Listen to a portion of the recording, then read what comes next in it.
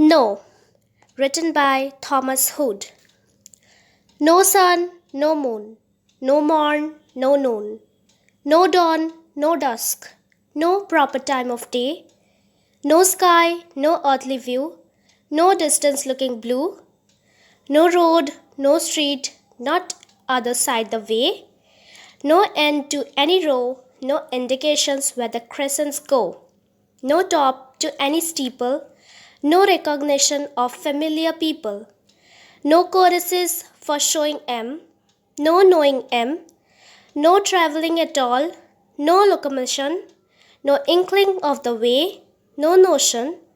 no go by land or ocean, no mail, no post, no news from any foreign coast,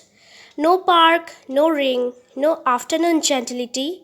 no company, no nobility, no warmth, no cheerfulness, no healthful ease, no comfortable feel in any member, no shade, no shine, no butterflies, no bees, no fruits, no flowers, no leaves, no birds. November. Thank you.